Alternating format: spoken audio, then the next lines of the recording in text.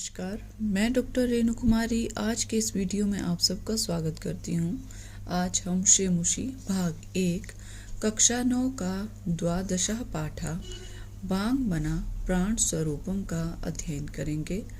बांग अर्थात वाणी, मना मन और प्राण स्वरूपा अर्थात प्राण के स्वरूप पर चर्चा करेंगे। इसमें वाणी, मन और प्राण के स्वरूप को समझाया गया है। प्रस्तुत पाठ छांदोग्य उपनिषद के 6ठे अध्याय के 5वें खंड से लिया गया है और उसमें श्वेतकेतु और आरुणि के माध्यम से मन, वाणी और प्राण के विषय में संवाद प्रस्तुत किया गया है। पाठ प्रारंभ करने से पहले मेरा निवेदन है कि जो नए लोग इस वीडियो के माध्यम से जुड़े हैं, कृपया मेरे चैनल को सब्सक्राइब करना ना भूलें। आइए पाठ प्रारंभ करते हैं। श्वेतकेतु भगवन श्वेतकेतु अहम वंदे। श्वेतकेतु कहता है, जो शिष्य है आरुणि जी का, वो कहता है कि हे भगवान श्वेतकेतु अहम, मैं श्वेतकेतु वंदे प्रणाम करता हूँ। आरुणि वत्स चिरंजीव, जो आरुणि हैं ऋषि, वो कहते हैं हे वत्स या प्रिय शिष्य चिरंजीव दीर्घायु हो। श्वेतकेतु भगवन किंचित प्रष्टुम इच्छामि। श्वेतकेतु कहता है हे भगवान किंचित कुछ प्रष्टुम पूछना, इच्छामि चाहता हूँ, कुछ पूछना चाहता हूँ। आरुणि वत्स किम अद्य त्वया प्रष्टव्यम अस्ति। आरुणि कहते हैं वत्स हे शिष्य या हे वत्स किम अद्य आज क्या त्वया तुम्हारे द्वारा प्रष्टव्यम अस्ति पूछा जाना है कि आज तुम मुझसे क्या पूछना चाहते हो। श्वेतकेतु भगवन ज्ञातुम इच्छामि यत् किम इदं मनः। श्वेतकेतु कहता है हे भगवान ज्ञातुम इच्छामि, मैं ये जानना चाहता हूँ कि किम इदं मनः, कि यह मन क्या है। वो मन के विषय में जानना चाहता है। आरुणि कहते हैं वत्स अशितस्य अन्नस्य यो अनिष्ठा तन्मनः। हे शिष्य अशितस्य अन्नस्य, कि खाए हुए अन्न का, अशित होता है अन्न कि खाया हुआ जो अन्न है, अशित उसे कहते हैं। खाए हुए अन्न का जो यो अनिष्ठा, अनिष्ठ होता है छोटा सूक्ष्म रूप, सबसे छोटा रूप है तन्मना, वही मन है। आरुणि श्वेतकेतु को समझाते हुए कहते हैं कि हे शिष्य खाए हुए अन्न का जो सबसे छोटा रूप है वही अन्न है। श्वेतकेतु कश्च प्राणः, तो प्राण क्या है। अब वो दूसरा प्रश्न पूछता है कि प्राण क्या है। आरुणि कहते हैं पीता नाम अपाम यो अनिष्ठा स प्राणः। पीता नाम अर्थात पिए हुए, अपाम होता है जल, पिए हुए जल का यो अनिष्ठा जो सबसे छोटा रूप है, स प्राणः वह प्राण है। पिए हुए जल का जो सबसे छोटा रूप है वही प्राण है। श्वेतकेतु भगवन का इयं वाक्, हे भगवान यह वाणी क्या है। अब वो तीसरा प्रश्न पूछता है श्वेतकेतु कि यह वाणी क्या है। आरुणि वस अशितस्य तेजसो यो अनिष्ठा सा वाक्। आरुणि कहते हैं वत्स हे शिष्य अशितस्य खाए हुए अन्न का, तेजसो खाए हुए अन्न से जो तेजसो अर्थात ऊर्जा हमें मिलती है, यो अनिष्ठा उस ऊर्जा का जो लघुतम रूप है, सा वाक् वही वाणी है। कि खाए हुए अन्न से जो ऊर्जा हमें मिलती है, उस ऊर्जा का लघुतम सबसे छोटा रूप ही वाणी है। सौम्य ठीक है। मनः अन्नमयम्, प्राणः आपोमय, वाक् च तेजोमयी भवति इत्यपि अवधार्यम्। अब वो कहते हैं कि हे सौम्य या हे सुशील, मनः मन जो है वो अन्नमय, अन्न का सूक्ष्म रूप है, प्राण जल का सार रूप है, जो सबसे सूक्ष्म रूप है जल का, वो प्राण है। वाक् च तेजोमयी, और जो वाणी है वो तेज का सबसे छोटा रूप है। ऊर्जा का जो परिणामभूत सार है वही तेज कहलाता है। इति इत्यपि अवधार्यम, यह भी समझने योग्य है। श्वेत केतु कहता है, भगवन भूय एव माम विज्ञापयतु। श्वेत केतु कहता है, हे भगवान, भूय एव माम, कि भूय एव एक बार पुनः माम मुझे विज्ञापयतु समझाइए, एक बार पुनः मुझे समझाइए। आरुणि साम्य सावधानम शृणु, हे सुशील सावधान होकर सुनो। मध्यमानस्य दधना यो अणिमा स ऊर्ध्वा समुदिष्टि अर्धविरामः, अर्थात मध्यमानस्य मथे जाते हुए, दधना दही का, यो अणिमा जो लघुतम रूप है, सो ऊर्ध्वा वह सार रूप जो ऊपर की ओर उठता है, समुदिष्टि जो उठता है, अर्ध विराम थोड़ा रुकते हुए, तत्सर्पी भवति वही घी होता है। कि हे सुशील सावधान होकर सुनो कि मथे जाते हुए दही का जो लघुतम रूप है, या जो सार रूप में ऊपर की ओर उठकर जो मक्खन ऊपर की ओर उठ के आता है, वही घी होता है। श्वेत केतु भगवन भवता घृतोत्पत्ति रहस्यम व्याख्यातम। श्वेत केतु कहता है कि हे भगवान, भवता आपके द्वारा, घृतोत्पत्ति रहस्यम घी की उत्पत्ति के रहस्य को, व्याख्यातम समझाया गया। भूयो अपि श्रोतुम इच्छामि, पुनः एक बार मैं फिर भी उसे सुनना चाहता हूँ, फिर भी मैं उसे सुनना चाहता हूँ। आरुणि एवं एव सौम्य, आरुणि कहते हैं ऐसा ही हो, सौम्य हे सुशील ऐसा ही हो। अश्यमानस्य अन्नस्य यो अणिमा स ऊर्ध्वा समुदिष्टि, वो पुनः समझाते हुए कहते हैं कि अश्यमानस्य खाए हुए अन्न का जो सूक्ष्म रूप है, जो ऊपर की ओर उठकर उठता है, तन मनोभक्ति वही मन होता है। अवगतम न वा, इसे समझे या नहीं समझे, ये पुनः पूछते हैं। श्वेत केतु सम्यक अवगतम भगवन, हे भगवान मैं अच्छी प्रकार से समझ गया, ऐसा श्वेत केतु कहता है। आरुणि वत्स पीयमाना नाम अपाम यो अणिमा स ऊर्ध्वा समुदिष्टि स ए प्राणो भवति। अब आरुणि उसे समझाते हुए कहते हैं कि हे शिष्य, पीयमाना नाम पिए हुए, अपाम जल का, यो अणिमा जो लघुतम या सार रूप, स ऊर्ध्वा जो ऊपर की ओर उठता हुआ, समुदिष्टि जो ऊपर की ओर उठता हुआ दिखता है, स ए प्राणो वही प्राण होता है। श्वेत केतु भगवन वाचम अपि विज्ञापयतु, श्वेत केतु पुनः पूछता है, पुनः कहता है, भगवन हे भगवन, वाचम अपि वाणी को भी, विज्ञापयतु समझाइए, कि वाणी के विषय में भी पुनः समझाइए। आरुणि सौम्य, आरुणि कहते हैं हे सुशील या हे सौम्य, अश्यमानस्य तेजसो यो अणिमा स ऊर्ध्वा समुदिष्टि, कहते हैं कि अश्यमानस्य खाए हुए अन्न का, खाए हुए अन्न से जो तेजसो जो ऊर्जा हमें सूक्ष्म रूप में मिलती है, स ऊर्ध्वा और जो ऊपर को उठती है वही तेज है। कि खाए हुए अन्न से जो ऊपर की ओर उठने वाली सूक्ष्म रूप में जो ऊर्जा है वही जो तेज कहा गया है। सा खलु बाघ भक्ति वत्स, वह ही निश्चित रूप से वाणी होती है। हे शिष्य, वही निश्चित रूप से वाणी होती है।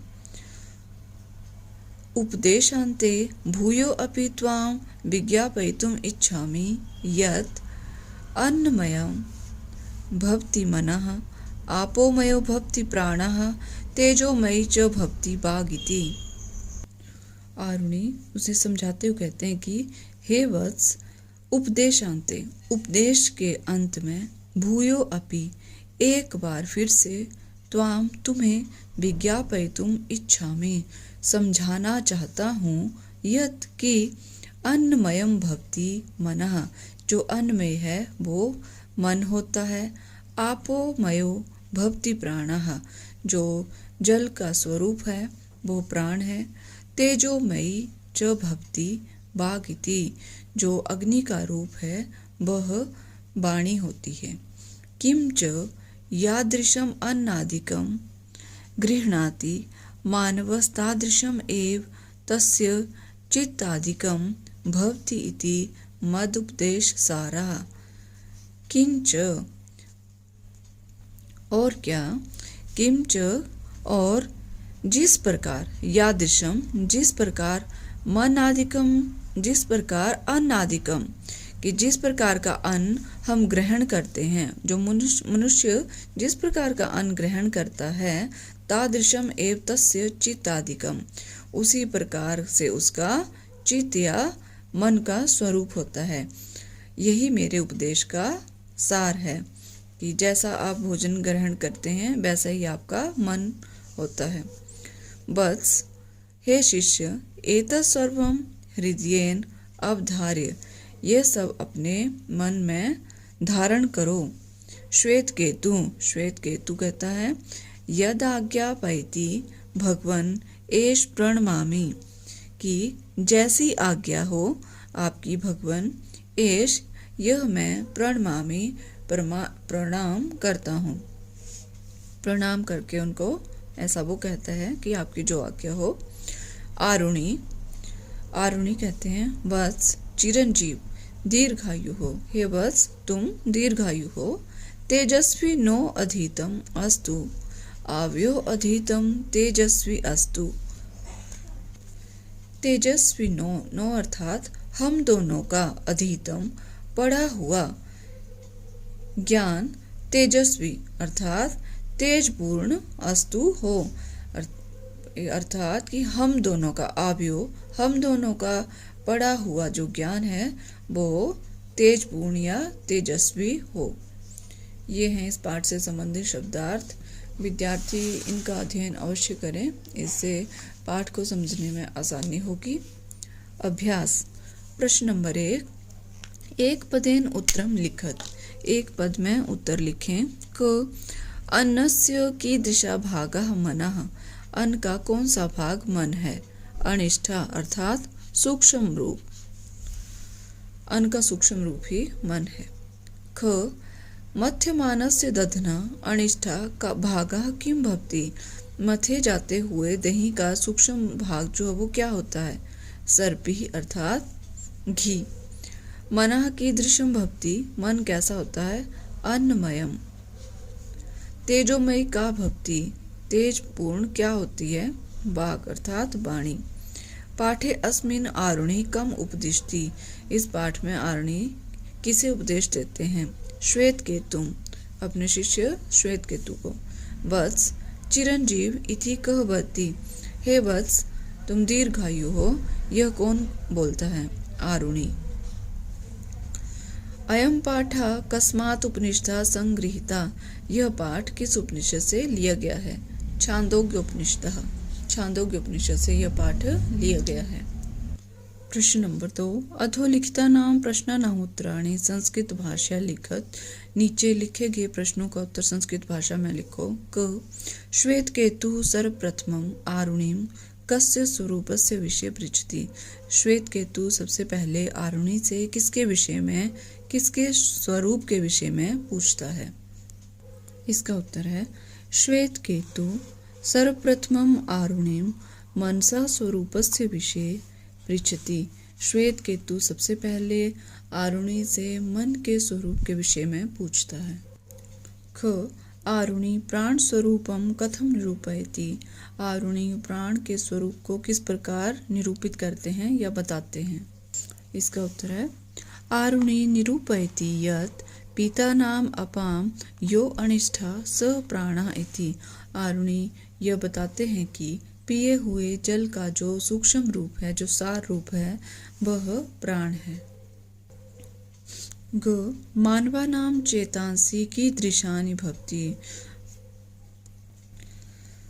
मनुष्यों का मन या चित्त किस प्रकार का होते हैं या किस प्रकार के होते हैं। इसका उत्तर है मानवः यादृशम् अन्नं गृह्णाति तेषां चेतांसि अपि तादृशानि एव भवन्ति। कि मनुष्य जिस प्रकार का अन्न ग्रहण करते हैं उनका मन भी उसी प्रकार से प्रभावित होता है। कि कहा भी जाता है कि जैसा खाओगे अन्न वैसा रहेगा मन। घ सर्पिः किं भवति। घी कैसे बनता है या क्या है। इसका उत्तर है मध्यमानस्य दधना यो अणिमा स ऊर्ध्वा समुदिष्टि तत्सर्पी भवति। मध्यमानस्य अर्थात मथे जाते हुए दही का जो सूक्ष्म रूप, सार रूप ऊर्ध्वा ऊपर की ओर समुदिष्टि उठता है, वह घी होता है। अंक आरुणेः मतानुसारं मनः कीदृशं भवति। आरुणि के मत के अनुसार मन किस प्रकार का होता है। इसका उत्तर है आरुणेः मतानुसारं मनः अन्नमयं भवति। आरुणि के मत के अनुसार मन अन्नमय होता है, अर्थात अन्न का सूक्ष्म रूप ही मन है। प्रश्न नंबर 3 अस्तंभस्य पदानि व स्तंभेन दत्तै पदै स यथा योग्यम योजित। यहाँ दो स्तंभ दिए हैं अ और ब। यहाँ पर जो अ स्तंभ में दिए हुए पद हैं उनका जो योग्यता के अनुसार हमने ब स्तंभ में मिलान करना है। तो अ में दिया है मनः, ब में है इसका जो योग्य अनुसार है अन्नमयम। मन कैसा होता है, अन्न का सार रूप ही मन है। प्राणः आपोमया अर्थात जल का सूक्ष्म रूप ही जो जल में है वही प्राण है। वाक् तेजोमयी अग्नि का सूक्ष्म रूप ही वाणी है। प्रश्न नंबर 3 का आ भाग है अधोलिखितानां पदानां विलोम पदम पाठात् चित्वा लिखत। नीचे लिखे गए पदों के जो विलोम पद है वो पाठ से चुनकर लिखो। गरिष्ठा, तो पाठ में इसका विलोम शब्द आया है अनिष्ठा। गरिष्ठा होता है विशाल, अनिष्ठा सूक्ष्म रूप।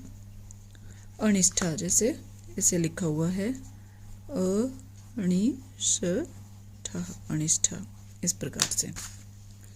अधा नीचे, ऊर्ध्वा ऊपर, एक बारम भूयः बार बार, अनवधीतम ना पढ़ा हुआ, अधीतम पढ़ा हुआ, किंचित कुछ, सर्वम सब। प्रश्न नंबर 4 उदाहरणम् अनुसृत्य निम्नलिखितेषु क्रियापदेषु तुमुन् प्रत्यय योजयित्वा पद निर्माणं कुरुत। उदाहरण का अनुसरण करते हुए नीचे लिखे हुए जो क्रियापद हैं उसमें तुमुन् प्रत्यय का प्रयोग करते हुए पद का निर्माण करना है।